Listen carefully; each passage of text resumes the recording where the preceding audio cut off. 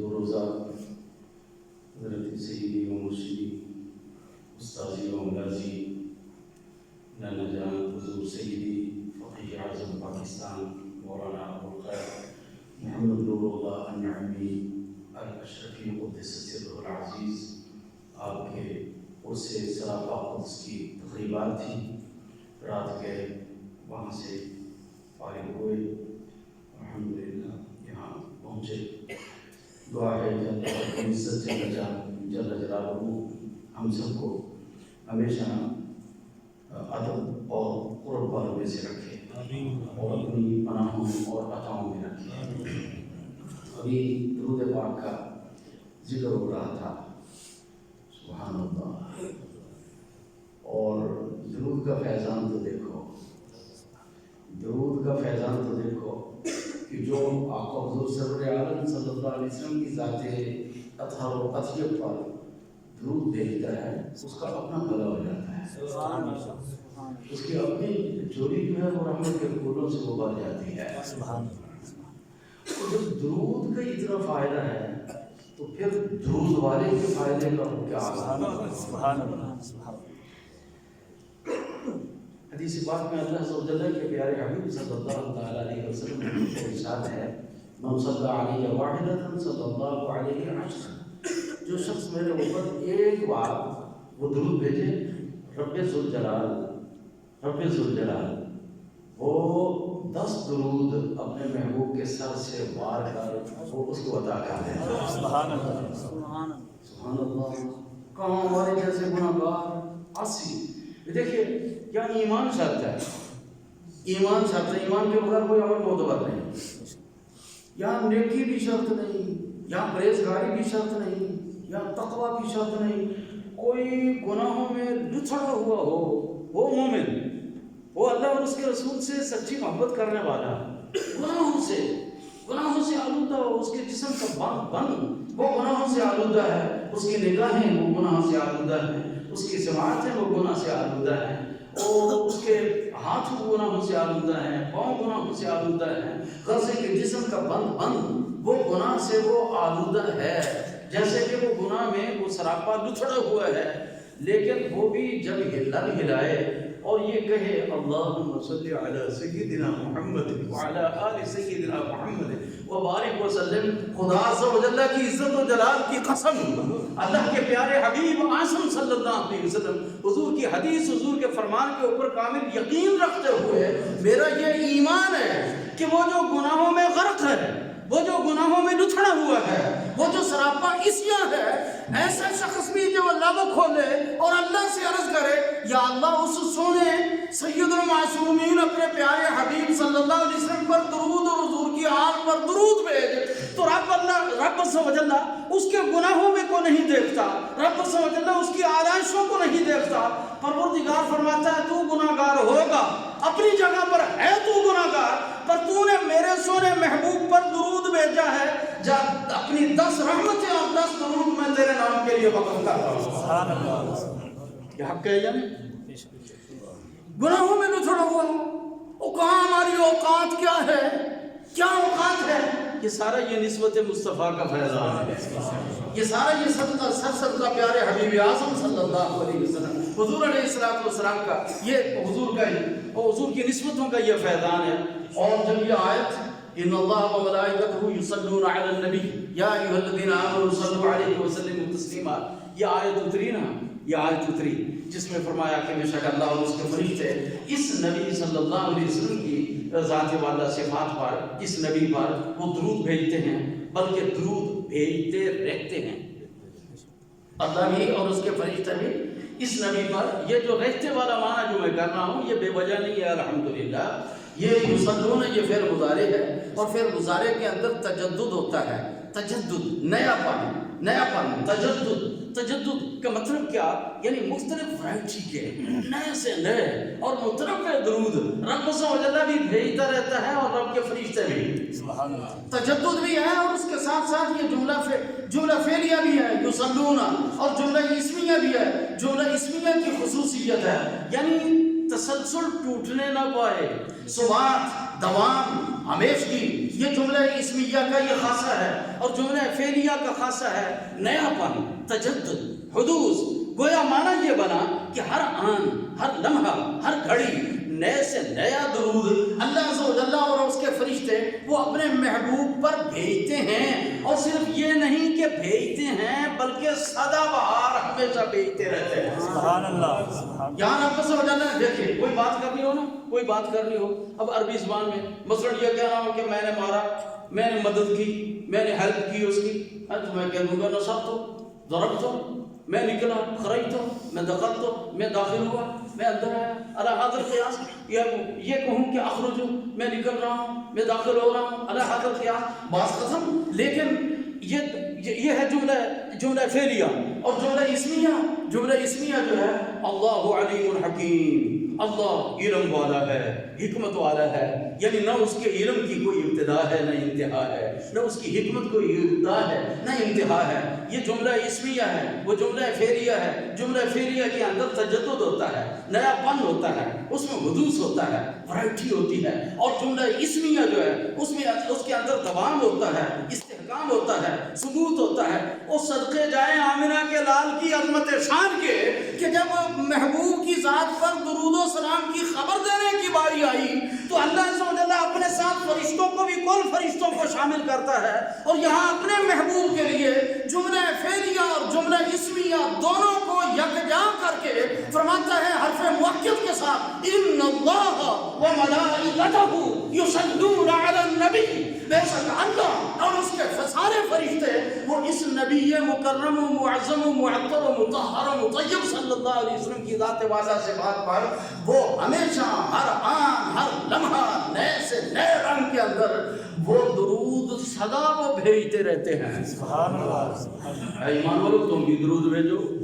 کہہ دو الصلاۃ والسلام علیک وعلی آلک واصحابک یا سیدی یا حبیب اللہ۔ اے ایمان والو تم بھی یہ صدقے والی ہو جاؤ، میرے محبوب پر درود بھیجو۔ اور اب دیکھیے اللہ نے اپنی خبر دی کہ ہمیشہ درود بھیجتا رہتا ہوں، میرے فرشتے بھی ہمیشہ وہ درود بھیجتے رہتے ہیں، تو اب ظاہر ہے ایمان والوں کو بھی ویسا ہی حکم ہے نا کہ تم بھی نئے سے نئے انداز کے ساتھ میرے محبوب پر سدا درود بھیجتے رہا کرو۔ یا ایھا الذین آمنوا صلوا علیہ، درود بھیجو اور بھیجو اور بھیجو اور بھیجتے چلے جاؤ اور بھیجتے رہو، ہمیشہ میرے محبوب پر درود بھیجو، وسلموا تسلیما، اور میرے محبوب ان کی خدمت میں وہ سلاموں کے وہ گلدستے بھی وہ پیش کرتے رہا کرو۔ یہ فرمان جب یہ آیت گزری نا، سبحان اللہ، افسرا کا صدق و صفا، یار کے نام پہ مرنے والا سب کچھ صدقے کرنے والا، یار کے نام پہ مرنے والا سب کچھ صدقے کرنے والا، منزل عشق و صدق کا رہبر رضی اللہ تعالی عنہ، منزل عشق و صدق کا رہبر رضی اللہ تعالی عنہ۔ دیکھیے تو وہ غار کا منظر، دیکھیے تو وہ غار کا منظر،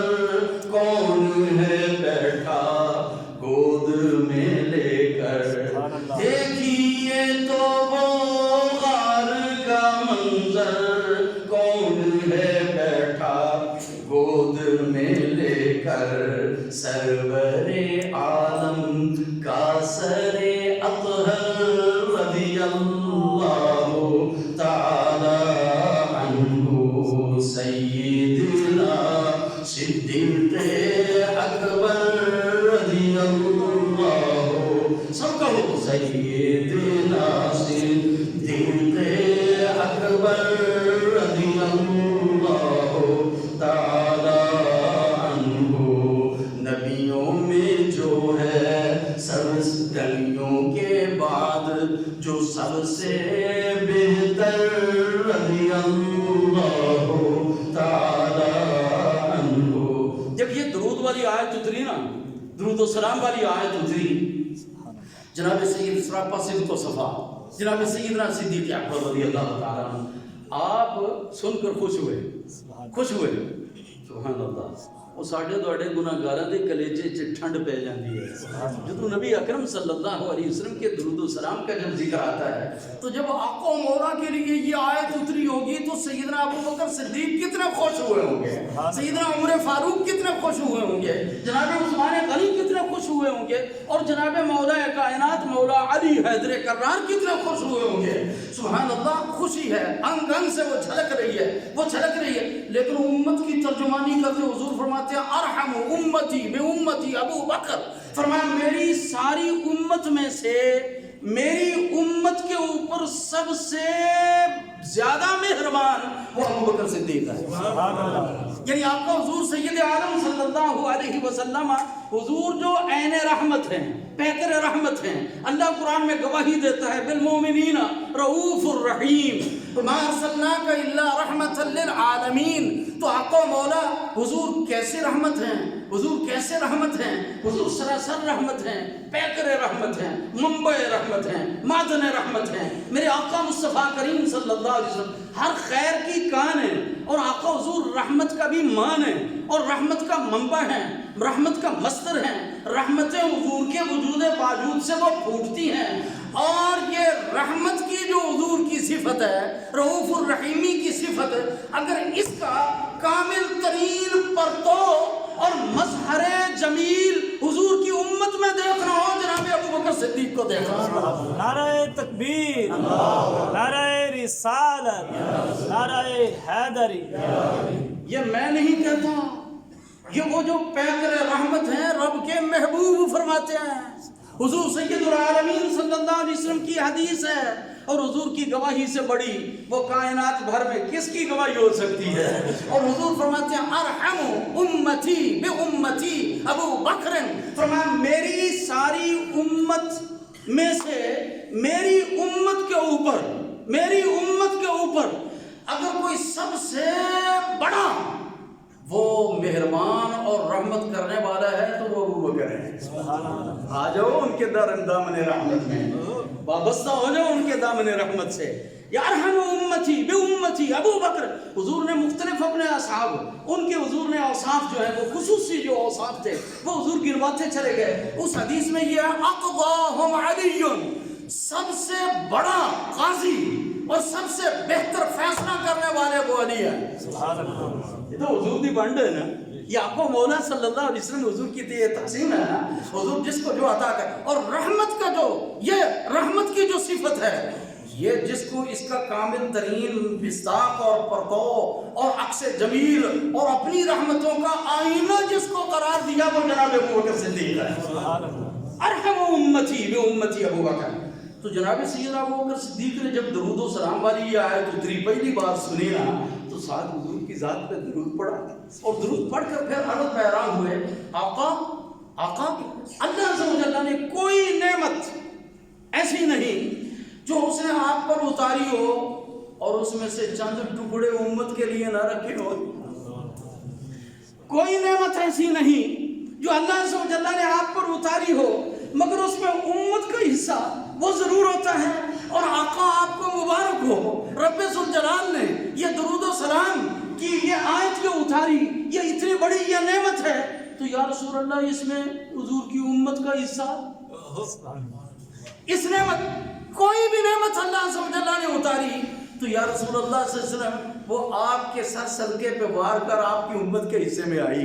تو آقا یہ درود یہ آپ کی ذات کے لیے، یہ سلام آپ کی ذات کے لیے، آقا اس نعمت درود و سلام والی نعمت کے اندر امت کا حصہ۔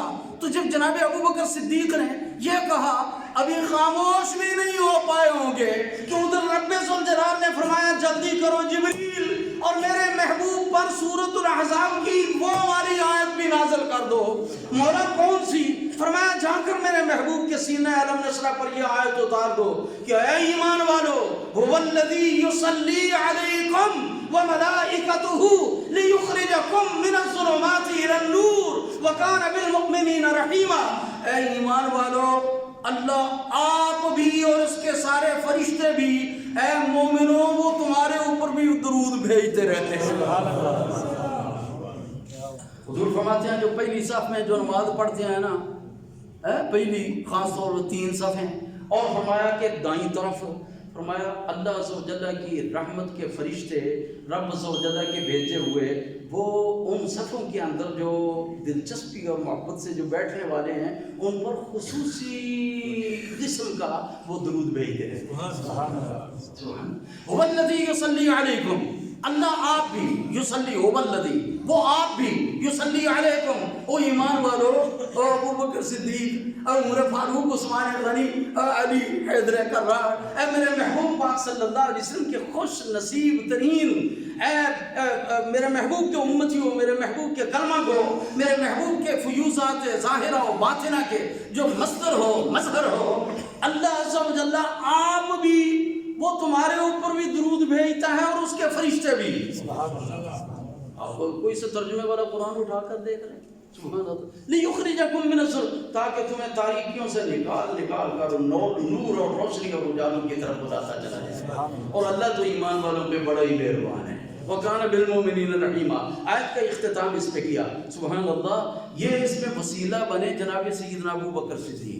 اس آیت کے نزول کا جو سبب بنے وہ جناب ابو بکر صدیق رب عز و جل نے، وہ قسام ازل، اس کا کلام ازلی ہے، لیکن اللہ نے ازل سے ہی یہ مقدر کیا ہوا تھا کہ اس آیت کو میں تب اتاروں گا جب ابو بکر صدیق کے لب کھلیں گے. ابو بکر صدیق جب جھولی پھیلائیں گے میرے محبوب کی پاک بارگاہ کے اندر، تو تب میں اس آیت کو، حالانکہ یہ آیت ترتیب کے اعتبار سے سورۃ الاحزاب کی، یہ بھی سورۃ الاحزاب کی آیت ہے 22ویں سپارے کی، وہ ان اللہ و ملائکتہ، وہ آیت بھی سورۃ الاحزاب کی ہے 22ویں سپارے کی. دونوں ایک ہی سورت کی آیتیں ہیں، لیکن ترتیب میں آپ دیکھیں گے تو یہ والی آیت جس میں ایمان والوں پر درود بھیجنے کا ذکر ہے یہ پہلے آتی ہے، اور پھر وہ ان اللہ و ملائکتہ والی جو آیت ہے وہ ترتیب کے اعتبار سے وہ بعد میں آتی ہے. لیکن رب ذوالجلال نے وہ بعد والی آیت کو اتار دیا اور وہ پہلے والی آیت کو اس نے روک کر ابھی اپنے پاس رکھا ہوا ہے. مولا اس میں حکمت کیا ہے؟ یہ تو پہلے کی آیت تھی، اس کو پہلے اتارنا تھا.